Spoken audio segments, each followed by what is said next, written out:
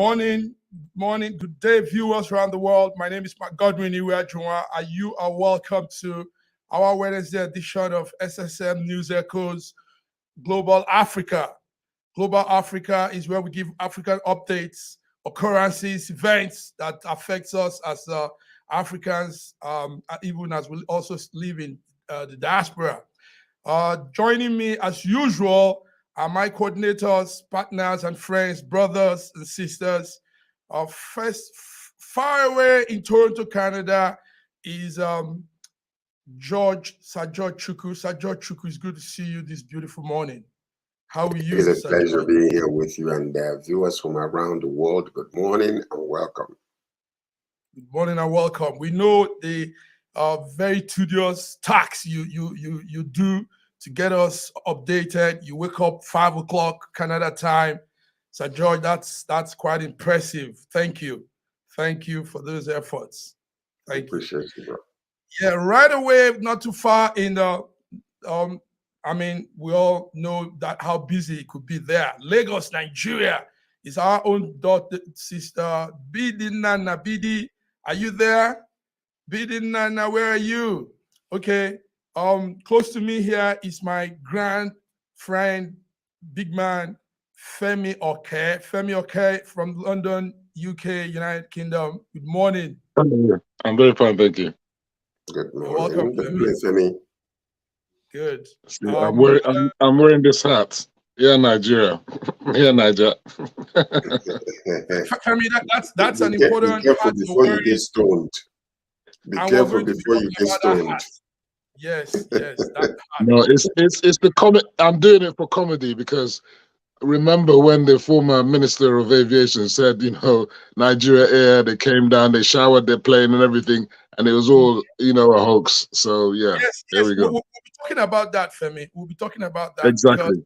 That's why I'm wearing it. It's a hoax, and it's a sad one. But gentlemen, before we go into the news, the discussion, there's some headlines that just popped up this morning. First of all, the Supreme LP Labour Party, one of the political party in Nigeria, came out with a press release this morning, and it says it's a long press release. I might just put it together. From what I read, what it's saying is the Supreme Court judgment on Labour Party is not accepted by the party. The party said they are not accepting it. That what the Supreme Court did was mobile up two different appeals. The PDP appeal, Labour appeal, they modeled it up together and gave a joint judgment. So Labour is coming out and is saying in their words, they say, in conclusion, Labour find it very embarrassing, depressing that the Supreme Court would, after hearing the appeal by their party, refuse to deliver any judgment and also fail to avail their party to any copy of whatever it has considered to be his decision.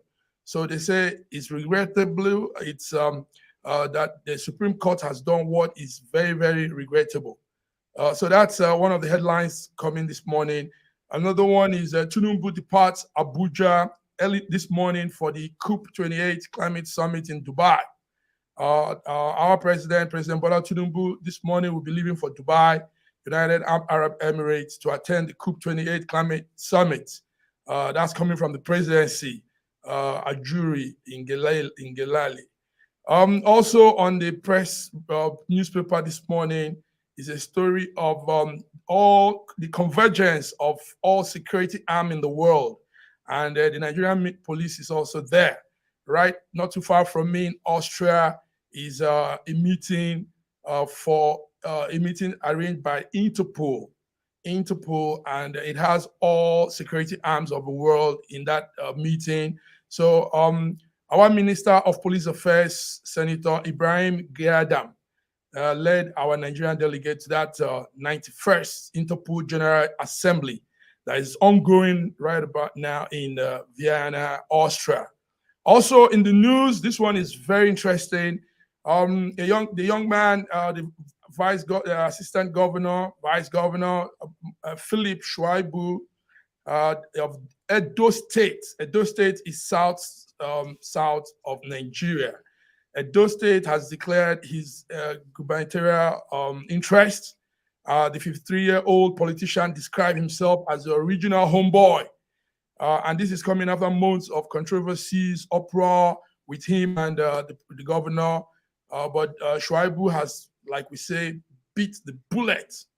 And he has officially declared that he will be running for governorship come 2024. So, gentlemen, this is what we know from the very fast, hot headlines we're following.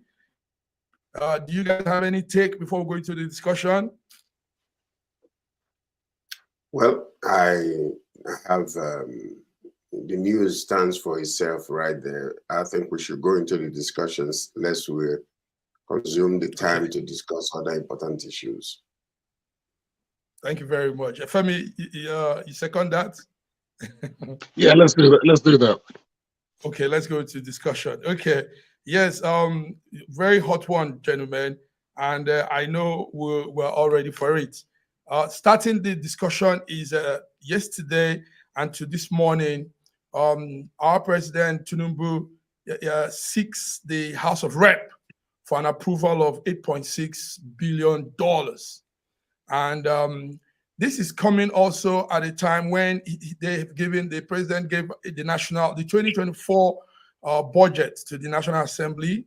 And the 2024 budget reads 27.3 trillion naira.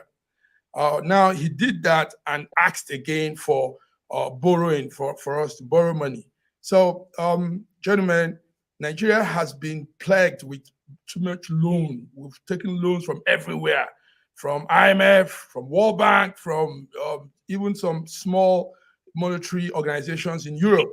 You all know of the Paris Club. And some other, they have all of them around, and keep taking this loan. Number one is we don't see the effect of these loans. We don't see what tangible things that are done with these loans. Rather, we see loan going into things that will not bring something back in return. I don't know, George, if you understand what I'm trying to say. So anyway, Tinubu has asked for an approval from the House that they should allow him get a loan of $8.6 billion. That's a huge one. Femi, what will you say about this? What will you say? I mean, we're plunging ourselves into financial disaster for me. I disagree entirely. This is the normal narrative from the opposition. This is the normal, I have a bit of a flu, but this is the normal narrative from the opposition. That at the same time, the same opposition are crying, what is government doing about palliatives? Government is not doing this, government is not doing that, all of which take and consume funds, and especially FX. You have a situation where the national budget, as presented by Tinubu, is I think it's 27.5 trillion naira, okay? But out of that, only 18 trillion is revenue. So you can see there's a mix match between the revenue and the expenditure. Where is that gap going to be closed? So if you don't borrow, then you can't close that gap. If you can't close that gap, many of the projected spendings that government wants to do will not be able to be done. And that's what's been happening for decades. We've been having deficit budgets, and the budgets have not even actually been executed. So to me, it's just noise from those who don't really understand the impact of our economy. Nigeria is 230 million approximately, and our budget, federal budget, is not up to $40 billion. This is a scandal in and of itself. And the idea that we are wasting money when we're dealing with, as I keep saying, chicken change, for a nation of that level that needs to build roads, that needs to build airports, that needs to fund the army, that needs to do the police, and all the manner of things, that hospitals, schools, God, you name it, or universities. We have a plethora of things that we need to do. The funding is not there. That's why you have borrowing. And the thing is like you said, is to make sure that the borrowing is ring-fenced and used for the purpose that it is meant to be. We also heard today that the Minister of David Umahi of Works said there's a 6 trillion deficit on expenditure for the Ministry of Works. It's no wonder that the jobs are not getting done.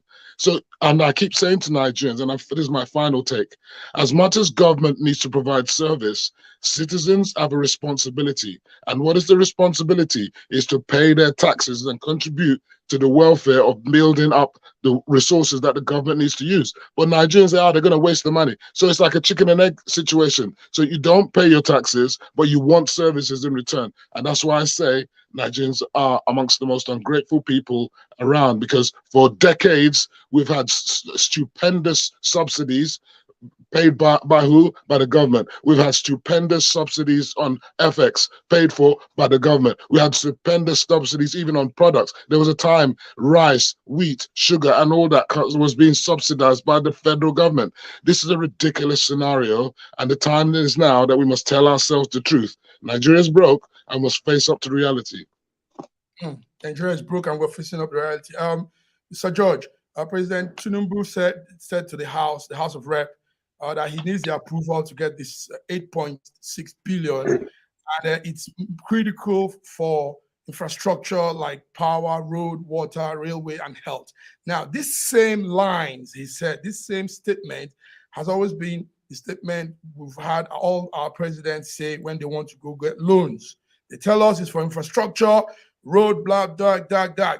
And we never get to see any of those things. When we even see them, we see half-done road. Another government comes in and tells you the road they did last time. I mean, Umar is complaining now. This morning, like Femi said, Umar is complaining of deficit. Umar is also complaining of bad job that have been done by the previous government on infrastructure. So, Sir George, it's just a repetition of all this. It looks like we're clueless. It is a cycle of mess. It is a cycle of mess. You are blaming Nigerians and saying that Nigerians are very, what did you say again? Unappreciative. Ungrateful. Ungrateful, yeah.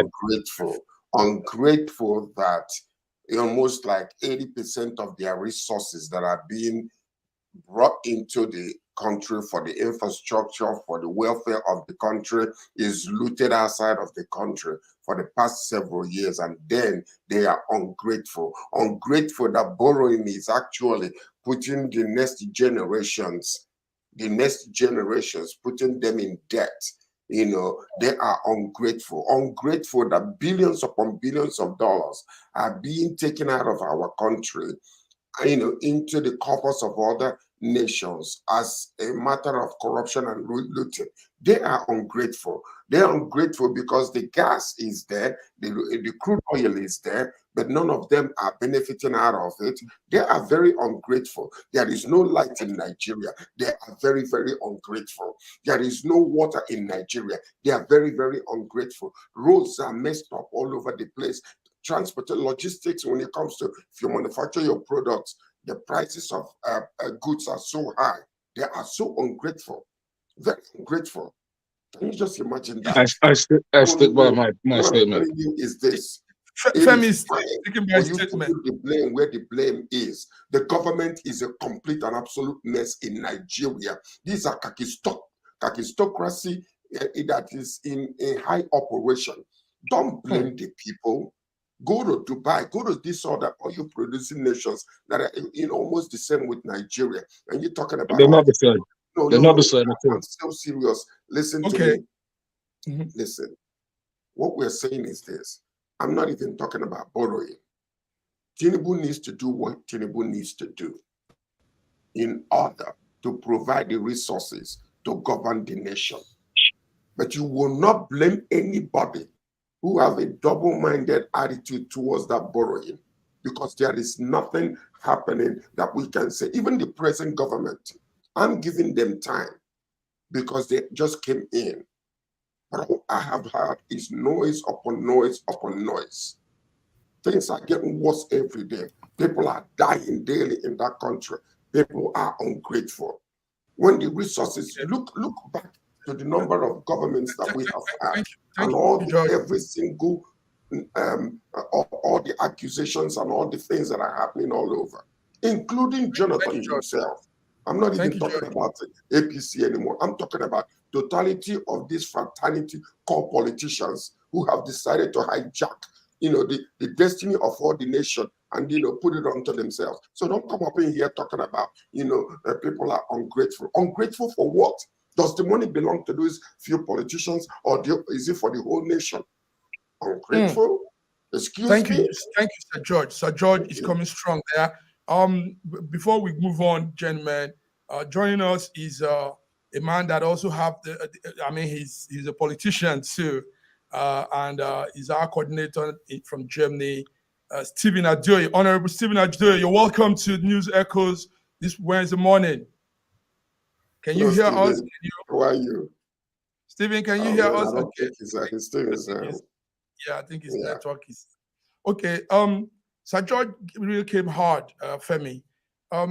My view on that also, like Sir George is saying, is this money, all of this money, to be honest with you, is what you call shared prosperity. I mean, this is supposed to be federal money. Federal money is our money. And when this money is not used for that purpose, it's a wasted effort. Now, we know of all the loans that have been taken and where it ends. We know of all the money that is being earmarked for projects and where it ends. And this has been the cycle. It's been repeating like this for years now. We keep going back and forth, Femi. So it's not the people. It's about governance. The government. I disagree. And I will tell you why. Because governance is a function of the people. And at the end of the day, the government needs to spend money, and the money needs to come from somewhere. You may talk about embezzlement and all that. And of course, no one is going to come on TV and say, we don't disagree, we don't want corruption. But the size of the corruption is not on the level that Sir George is saying. Even though the corruption is not acceptable even if it's just 5 naira, it's quite unacceptable. The point I'm making to you is that any serious country, and to compare us with any oil other country, is not the same. When you look at Saudis, what's the population of Saudis? What's the size of oil that they're selling every year? What's the size of Dubai? How much are they selling every year? There is no comparison. Nigeria is like a pauper compared to these countries, and it's just the truth. And we've been failing for decades. And the reason why is because we believe that we're the giant of Africa, and we're not telling ourselves the truth. Nigeria is one of the lowest countries for collection of tax in the whole world. This is the truth. And then you say, oh, why should they be paying tax? Because people are going to embezzle. Well, like I said, it's a chicken and egg situation. You either pay tax, you get a result. We all live in the Western world, okay? It is not government that provides my electricity. So this idea that government is going to provide you electricity is a joke from heaven. I mean, from hell. It's just a disaster. Government is not supposed to provide the electricity. Government is supposed to provide your gas, is it? No, it doesn't. Government doesn't provide water for you in this country. No, it doesn't. You understand? So even schooling in this country, if you want to go to university, you have to pay student loan. You understand? Citizen responsibility is necessary. In this country, you pay council tax, okay, for the local authority, as well as the personal income tax. And if you have a business, you pay corporation tax, okay? And if you inherit stuff, you pay inheritance tax. And if you've made profit from sale of assets, you pay capital gains tax. I'm telling you, in Nigeria, these things are hardly being done.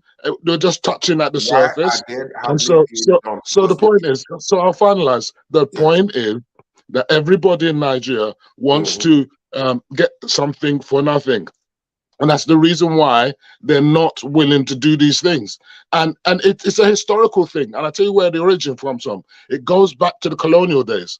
The non-payment of taxes was seen as a way of fighting against colonialism. We don't want to pay the taxes that the British want to impose on us. And that's continued to today. And people are using it as an excuse for not paying what they should do. And for me, when you pay, then you have a say. Femi, if you come to Canada, people are paying taxes and they're seeing the result of the taxes that they're paying on the roads, as they drive on the roads, as they go anywhere for security, everywhere they go. So people are paying taxes. People pay taxes when they see the money that is being used, being put into good use, not into people's private pockets. Now, people are paying taxes in Nigeria, whether you like it or not. Go to Lagos, they're collecting taxes. They are collecting taxes from people. They might not be, because the infrastructure is not there for them to be collecting taxes. And when they collect, half of it goes into private pockets. So don't come up in here telling me when you're talking about chicken and egg. Yes, indeed, it is chicken and egg. But yet, when you do a good job, when you do a great job in providing for the people and showing people this is where your money is going, and it becomes unquestionable. That is what we are talking about. Yes, a lot of people might not be paying taxes. You know the reason? The reason why they're not paying taxes is because the infrastructure is not there to collect those taxes. And 9 times out of 10, half of that tax that is being collected go into private pockets. So the point about it is moreover, if I could add a little to what George is saying, we shouldn't liken ourselves to the UK. Nigeria is blessed with natural resources, and we should be likening ourselves to countries that have similar deposits, similar mineral advantage. Like who? Like who? We just talked about the Emirates. Now there is what you call social plans for people that have such mineral advantage. Nigerian citizens have never enjoyed any benefit coming from that shared prosperity. That's not true. That's not true at all. That's definitely not true. Nigerians have not enjoyed any of those wealth. Also, you take note that you talk of tax. I know very well that chunk of our budget comes from tax collected all over. The right. National Revenue mostly tax. Mostly from Lagos, Ogun, Rivers, and Abuja, not from all over. Let's be honest with ourselves. I don't know why we like to deceive ourselves. They're not being collected. Whose fault is it? Is it the government or the people? It's not the people. Hold on. Can I say something? Responsibility. Okay, carry on. Stephen, is the network okay now? Hello. Can you hear? Yes, we can hear you. Are you good? Yes, I can hear you. Can you hear me, please, sir? Yes, we can. Yes. Okay. Yes, I can hear you. Don't touch the dial. Can you hear me? That. Yes, Excellent. we can. Yeah, we can hear you. Yes, we can. Okay. Yes, Stephen, it's a hot one going on here. Just sorry for that. There's a kind of like issue with the network. What I really meet all the issue regarding what we're talking about, debt and owing debt and borrowing and continue to borrow and borrow. I would have imagined or loved the article actually to be written differently. Actually, in my opinion, I would appreciate if such an article is written this way. 250 million Nigerian is owing its creditors locally and internationally $122 billion, making it $488 per person in Nigeria. So each Nigerian is owing about 50,000 naira. The born and unborn. You see, the problem with us in Nigeria is the people are detached from their leaders. And their leaders, as a result, are not held responsible because they are also not acting responsible. Now, imagine a company. We all know how a company functions. Nigeria right now is owing the world and locally $122 billion. And it is 3 or 4 times more than its reserves. So if we look at the normal company setup, You have Nigerian as the shareholders and owners, the 250 million Nigerians. I mean, no president, no local government officials, no governors, no ministers can go and borrow money without Nigeria. Nigeria is the filabotia, which actually is the most essential thing on the table. But because the Nigerians themselves are not holding their CEOs and directors responsible. So you could imagine when a company has a director and CEOs and they're embezzling money and they're spending the money and wasting the money. Will the shareholders sit down and keep looking?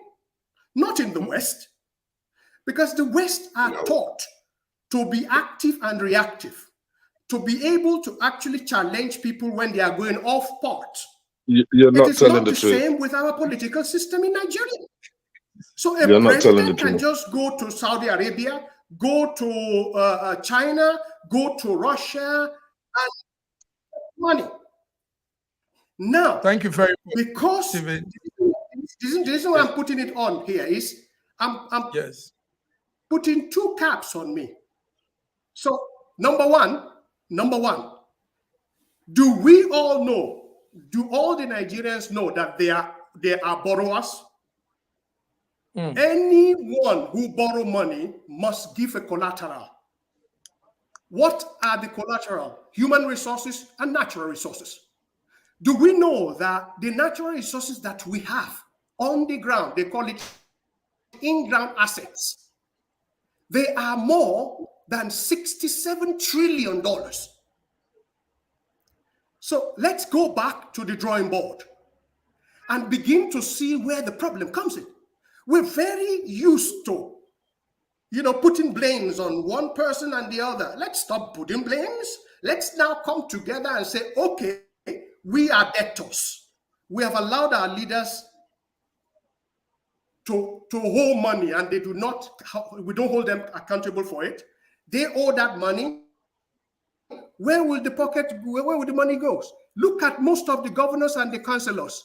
By the time they leave their offices, they are one of the richest in their community. Let's take a look at this and go back to the drawing board. And we right now, I would appreciate if the article is written 250 million Nigerians are currently owing 50,000 naira. Not Tinubu, not Buhari, not the ministers. No, they did it on behalf of Nigerians. Thank you very much, Stephen Adoye. Before we go further, I want to welcome our Lagos coordinator, Bidi Nana. Bidi, can you hear us? Can you see us? Yes, I can hear you very well. Good morning, everyone. Good morning. How are you doing? I'm doing well. Good. Thank you. It's good to see you. Good to see you. Stephen has just blown up the whole space. And in fact, we have somebody made some thumbs up there. Stephen, can I just retort quickly? Because Stephen has told Porky, he said, yeah, I'm going to be quickly. He said that the West don't do that. But I would like to remind him, the debt stock of America, the federal government, is $33 trillion, right? The debt stock of the UK is 2.6 trillion UK. So let's not be deceiving ourselves. The countries are doing it all over the world. The problem with Nigeria is, do we have the capacity to pay back? And should we not look at other resources, like selling off NNPC, selling off our assets, which the labor unions and stuff will not allow to happen in order to reduce our borrowing? That's what we should be doing. That's what we should be doing. Gentlemen, thank you. One good thing about our network is for viewers listening, we speak from the heart. We don't want to be politically correct. I mean, it doesn't help much these days being politically correct. I mean, just put it out the way it is. And that's what Stephen Adoye, our coordinator from Germany, has done. And refuting that is Femi Oke from the UK. We're going to short break. Gentlemen, be there. Don't touch your dial. We're going to short break, and we'll be back to hit some more issues going on in Nigeria and as it affects us. Thank you. You are tuned into SSM News Echoes this Wednesday morning, 29th of November, 2023.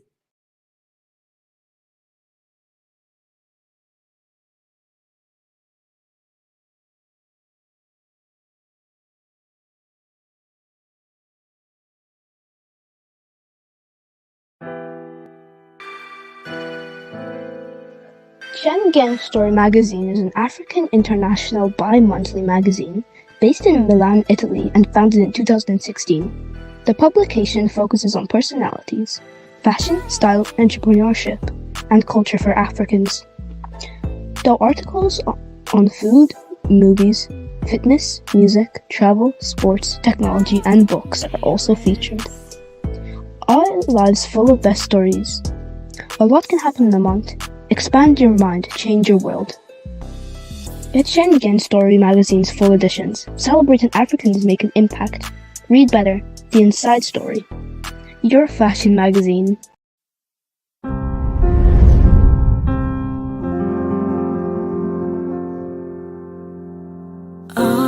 Arise, oh, compatriots.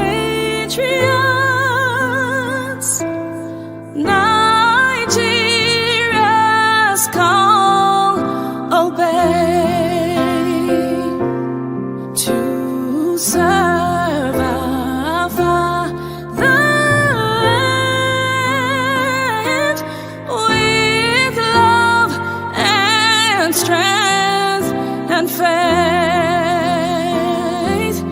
The labor of our heroes past shall never be in vain.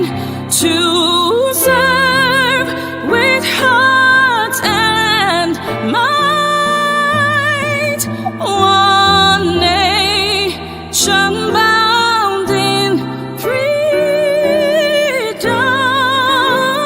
peace and unity.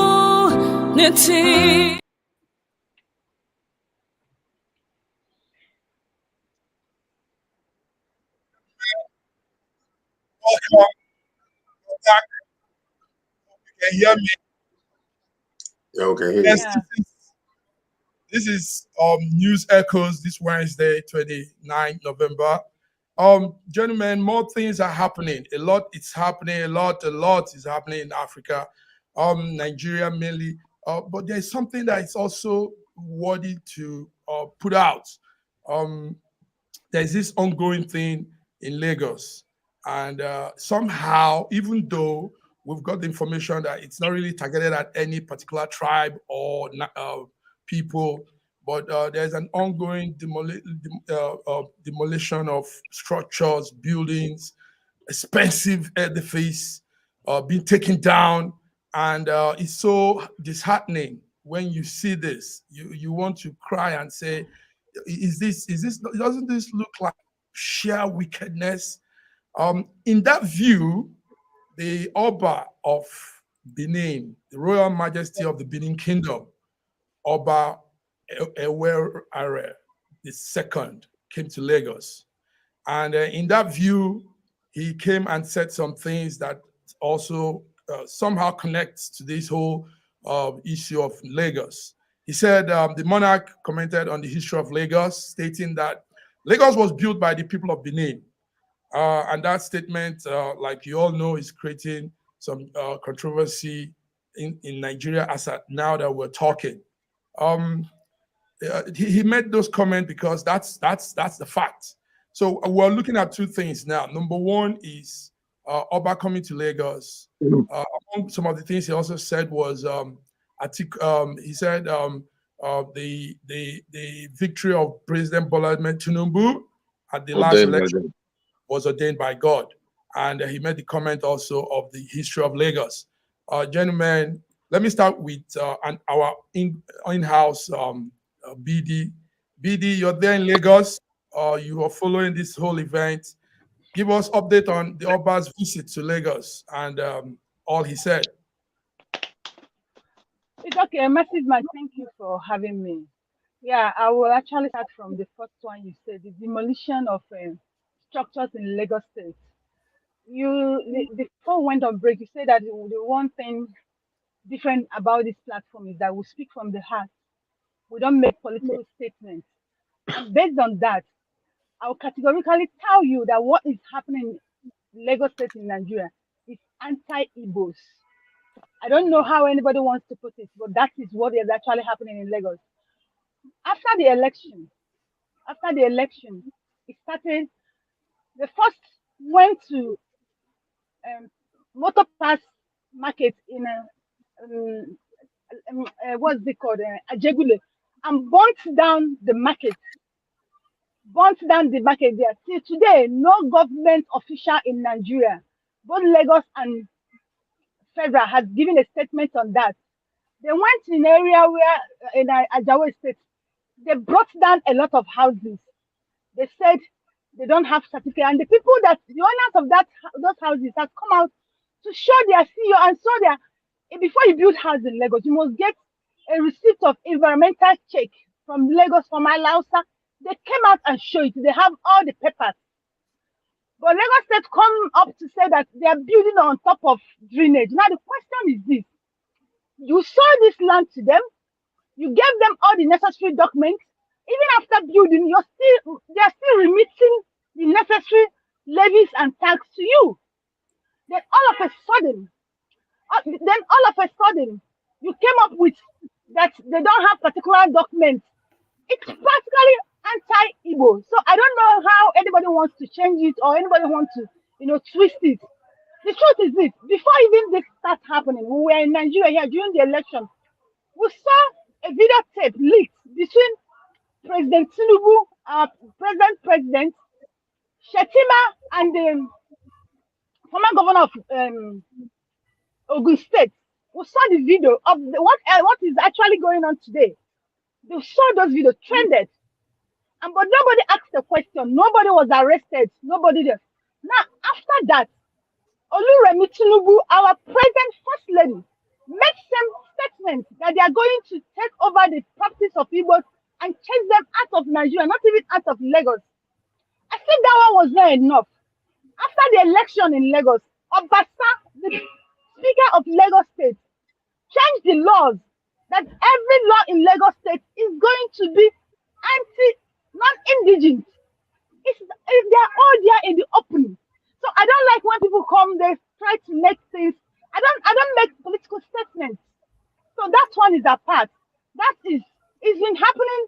It's not a new thing to us, but just that each and every one of us, we do to condone evil. Nobody wants to speak against this. Do you understand? What is happening in Lagos State in Nigeria is anti-Igbo. So anyhow you want to look at it, but that's what is going on. Now, coming from Benin, Oba of Benin, Oba of Benin came to Lagos. There's this problem we have. The major problem we have in Nigeria, I used to think our politicians are our major problem. Our politicians are not actually particularly our major problem. Our major problem in Nigeria is our leaders and our religious and custodial leaders. They are the major problem we have in Nigeria, because how can you as a leader, you cannot speak the truth. You're always trying to be politically correct, maybe probably because of the money they will give you or the favor you get from the federal government. And that's actually what has kept Nigeria where it is today. Yes, Oba came to Lagos. He came for a different thing. He said that Tinubu literally has shown that God ordained him. Sorry to say this here. I know my brother. I know that, but my brother. Everybody is entitled to their opinion. Do you understand? Everybody is entitled to their opinion. See, that is what has kept a black man where we are. Do you understand? We always reference God, even in our failing, in our mistake, in our stupidity. We reference God. Do you understand? So that one apart. Now the statement, the Yorubas are not happy with that.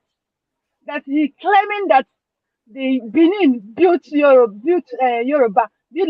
Well, I might not say much to that because I don't know anything about that. And the Yoruba said they have warned that if you're not they've warned practically that the Igbos should stay out of this business. So I might not talk about it. So I've said the ones I know. Anyway, Billy, Uh, number yes. one, I do agree with Oba of Benin when he said that the victory for Tinubu is ordained by God. I agree. You have to ask me why. The reason is when the righteous are in authority, the people will rejoice. When the wicked take rule, the people will mourn. Now, Oba of Benin is only expressing his own opinion, and he got gods that he worship. So maybe he is talking about the God of the Gospel of John, chapter 8, verse 44, not the Almighty God that we worship, because they have their own deity that they worship. So that deity might be the one that ordained the victory of President Tinubu. So that's all. That's why I say that I agree with him. I do agree with him that he's ordained by God. But the point of the matter is, like what you were saying, there are some leaders that are, even after you give them Ghana must go, they must speak their own mind. They will say it like it is. They don't care. One of those individuals is actually the Oni of Ife. That young man is a young man that I have respected ever since I met him here. I met him twice already. I have a private conversation with him and I interviewed him.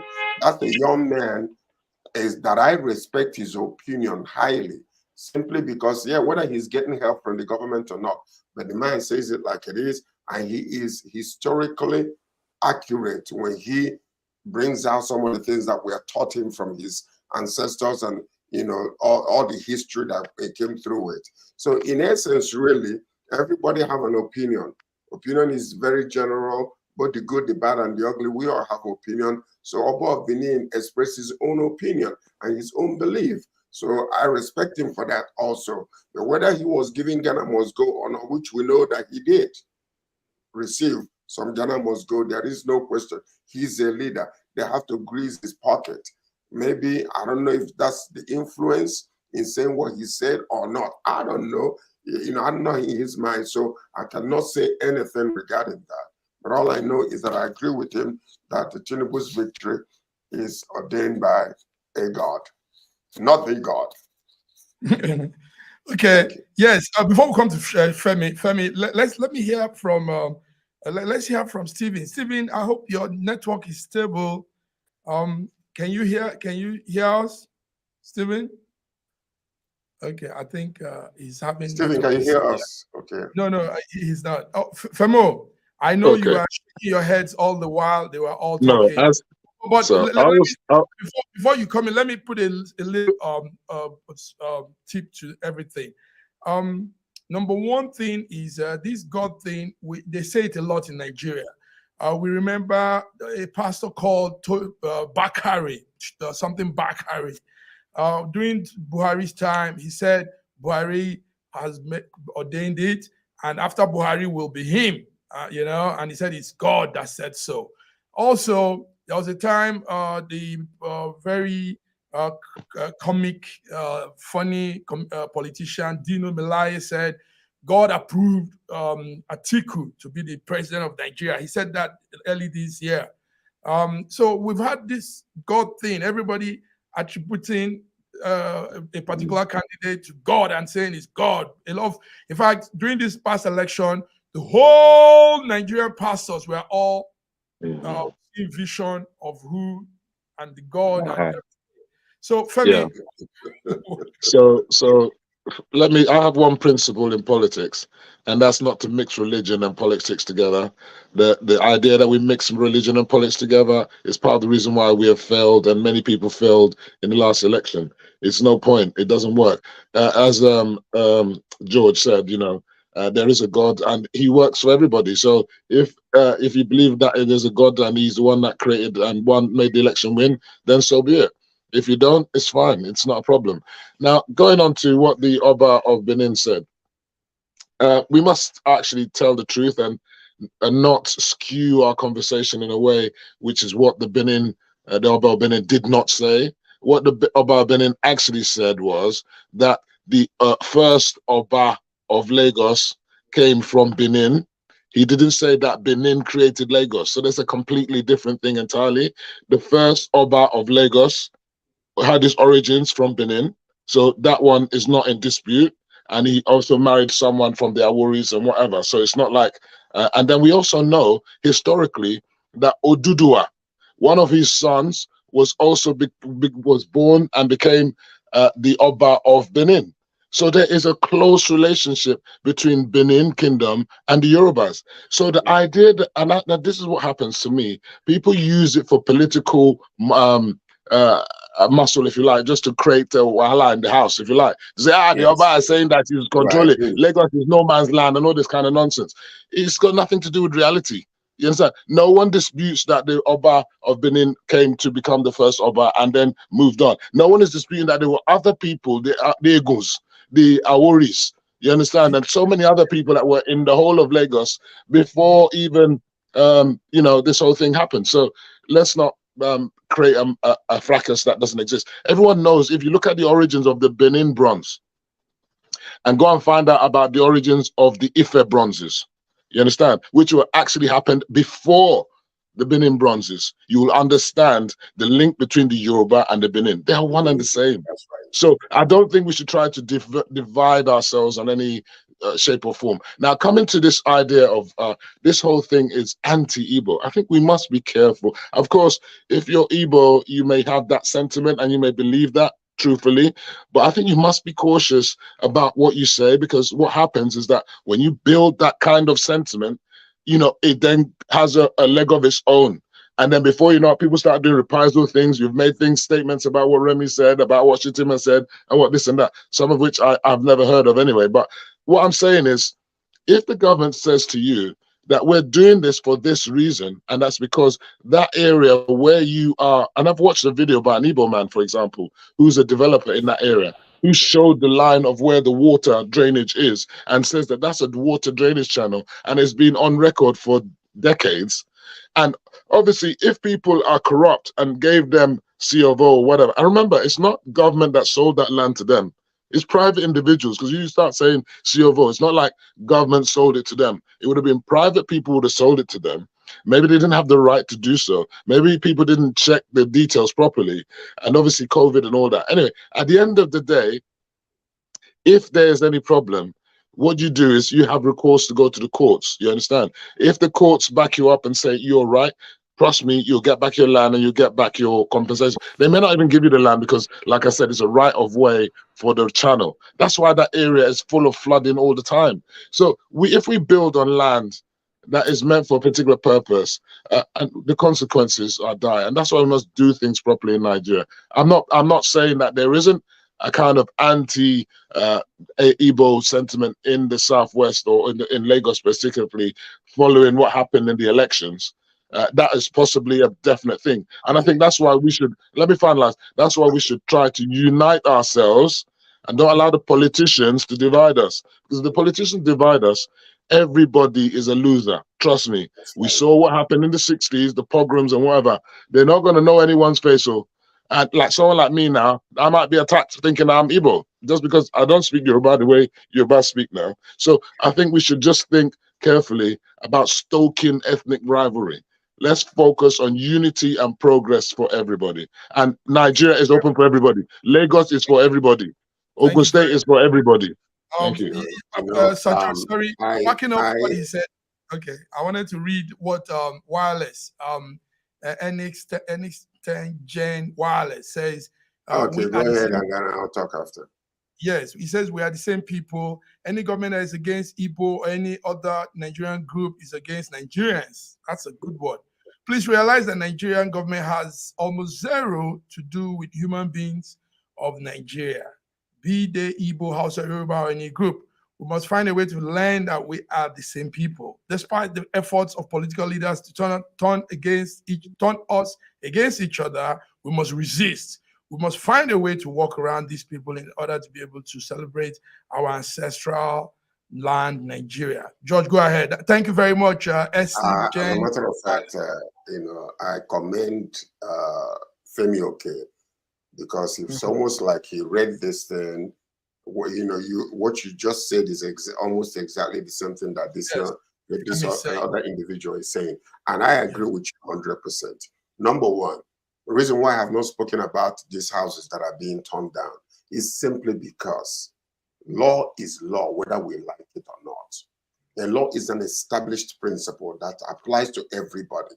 Now, if these people that built these houses some kind of way went underground and got the permission to build these houses, and the government discovers that it could become a problem later, like what happened in Lekki, where there is so much flooding and all that kind of stuff, and then we start blaming the government, because the drainages or whatever the case might be. My thing is this. Anybody that wants to do something, make sure that you do it correctly and do it rightly. I can stand over here and blame the government of Lagos that they are going after Igbos when they have discovered that the places where these houses are being built are illegal. They must be torn down. So let it be a lesson to other people who are wanting to build houses. Go through the right channel, get all your documentation, make sure it's approved 100% by the government. Now, if you go through, and then what we need to really investigate right now, all these papers that they are saying that they have, let them go to court, present it to the court. Let's find a trail of it. Who approved it? When was it approved? How was it approved? What led to the approval? Then after that, you can begin to fix the system. But to tell me that I'm going to come and build a house on top of where it was not supposed to be, and the government is saying they're going to tear it down, and they're tearing it down, and I'm crying foul, foul, foul. No. We got to go to the root cause of all these things and discover where the problem came from. That's where I stand. George, a very good one. George, Femi, you guys are putting it well with the wireless viewer that's watching and many other viewers watching. Let me conclude. Let me conclude this before we go on. Let me say this. The fault of the government, listen to the fault of the government, Femi and George. You guys live abroad. You guys have been in the Western world for years now. There's a way this thing is done, even if these people are at fault. There are stages to demolition and doing this. The first stage is you blow out strong awareness. A strong awareness is taken out. Listen, this has happened. That awareness, there's a time frame for all of these stages even. That time frame is what they work on. Now they say from January to March, we'll be blowing the awareness of why people should be ready to get out. That's stage one. Stage two, George, you know what I'm saying. Femi, you know what I'm saying. Stage two is the stage of letting the people get to be resettled. You don't just come and wake somebody up and break down his house. Get these people resettled. If there is a place you have a shelter for them, for the meantime, you do that. If there's a makeshift thing, something, blah, blah, blah, you do that. That's stage two. Stage three is when you now come with the bulldozer for those that have resisted. So why we're angry with the government is because of this. Nigeria government, you guys live abroad. We should be saying this to our people. Nigerian government, black man should learn how to do things properly. Don't do things. So when it's done properly, nobody sees it as wickedness. Nobody sees it as a particular tribe is being targeted because it's done properly. Do you understand, guys? So, George, go ahead. Okay. How do we know that it was not done properly? How do we know that they did not?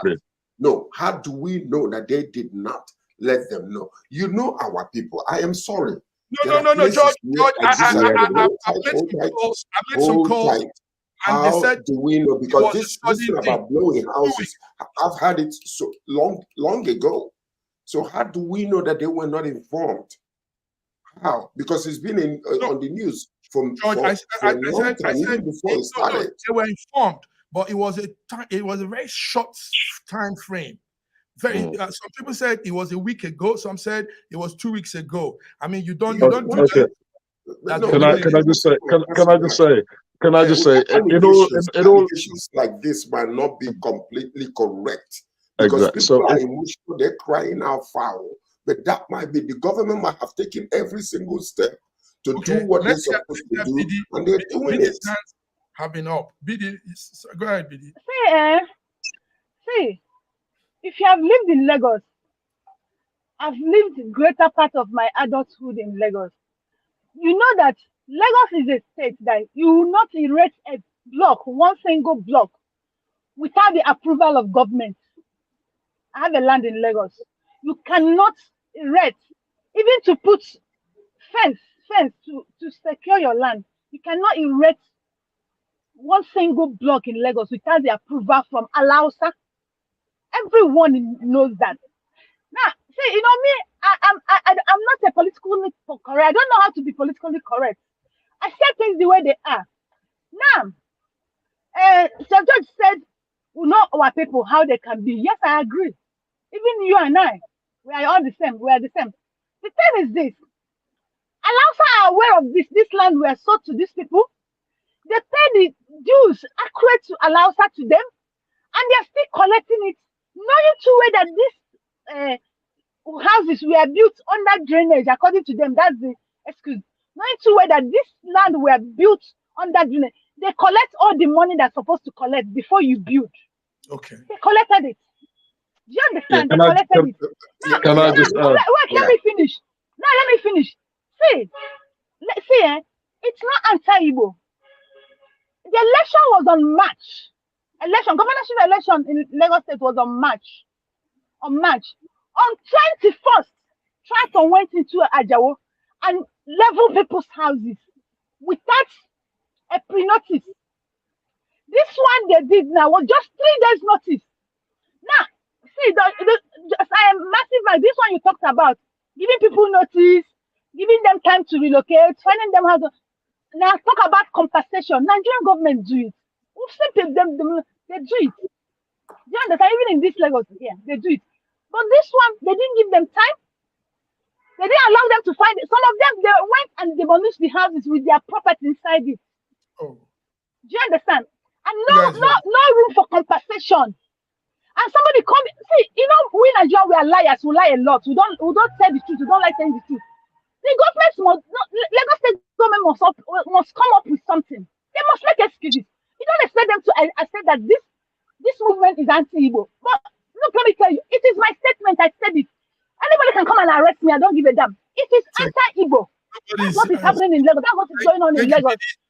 We don't have time, but Femi, can you just wrap it up? I'm glad that BD is a Lagosian because he's been living in Lagos for so long.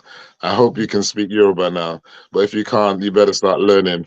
Look, the thing is, I think that what we shouldn't do as a community, I think when you move to Lagos now, I think we shouldn't start. It happens in the UK as well, where if you go to certain areas, people of Asian origin stay in one area, and people of Igbo area stay in one area, and people of Ishan stay in one area. I think we need to stop that. I think that doesn't help. I think if you're Nigerians for everybody, go and live everywhere. Don't ghettoize yourself, because if the preponderance of people in a particular area, it looks like it's being targeted. So it may not necessarily be the case, but because of the way we do our politics, that's how it is. I urge those people, if they've got issues, they should go to court and seek redress.